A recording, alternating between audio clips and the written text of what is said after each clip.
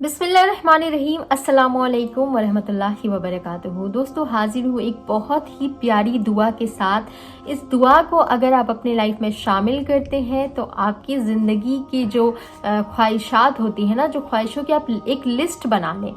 मतलब आपकी ज़िंदगी में बहुत सारी ख्वाहिशात होती है, मेरा घर हो, गाड़ी हो, मुझे औलाद हो, मुझे ये चीज़ें चाहिए, वो चीज़ें चाहिए। तो आपको जितनी भी चीज़ें चाहिए ना, इसको एक कहते हैं हाजत। ठीक है, ये हमारी हाजत है, ये हमारी ज़रूरत है, ये हमारी ख्वाहिश है।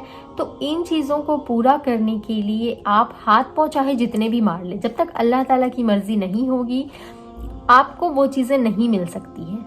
लेकिन अगर आप इन चीज़ों को चाहते हैं तो कहते हैं ना कि एक चीज़ नहीं, हर चीज़ के लिए आप लिस्ट बना लें।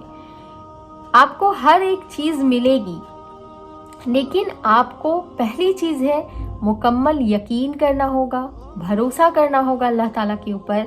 और जब आपको ये चीज़ें चाहिए, आपको कोई भी चीज़ की ज़रूरत पेश आए, आपको लाइफ में कोई भी चीज़ बहुत इंपॉर्टेंट लग रही है और आपको लग रहा है कि वो चीज़ें मुझे चाहिए, आप रास्तों को मत देखिए कि आपके पास कोई ज़रिया नहीं है, कोई रास्ता नहीं है, कोई फाइनेंशियल इशू है, आप वो चीज़ को पूरी नहीं कर सकते हैं।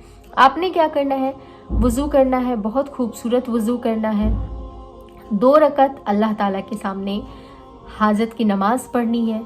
कोई नियत ज़रूरी नहीं है, बस अल्लाह ताला आपकी नियतों को जानता है। आप 2 रकत नफिल नमाज पढ़ें। नफिल नमाज पढ़ने के बाद हाथ उठाएं दुआ के लिए और पहले अल्लाह ताला की तारीफ़ और बड़ाई बयान करें। सूरह फातिहा वगैरह या कुरान की कुछ आयतें पढ़ें जिससे आप अल्लाह ताला की तारीफ़ कर सकें। फिर हमारे नबी सल्लल्लाहु अलैहि वसल्लम पे दुरूद भेजें, दुरूद शरीफ पढ़ें। दुरूद शरीफ पढ़ने के बाद ये जो दुआ है, ये दुआ बहुत ही इम्पॉर्टेंट और ख़ास है। इस दुआ के ज़रिए आप अल्लाह ताला से अपनी ख्वाहिशात को पूरी करवा सकते हैं।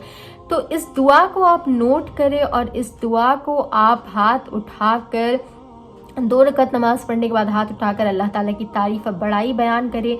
अल्लाह के नबी सल्लल्लाहु अलैहि वसल्लम पे दुरूद भेजें और इस दुआ को पढ़ने के बाद आपके दिल में जो भी ख्वाहिश हो, जो भी हाजत हो, बस वो नेक और जायज़ होनी चाहिए। अब ऐसा ना हो कि आप दुआओं में मांगे कि मैं किसी का कत्ल कर दूँ, तो ऐसी चीज़ें नहीं। आप नेक और जायज़ ख्वाहिशें जो हैं, जो आपके लाइफ में होनी चाहिए, उन ख्वाहिशों को आप इस नमाज के ज़रिए से मांगे।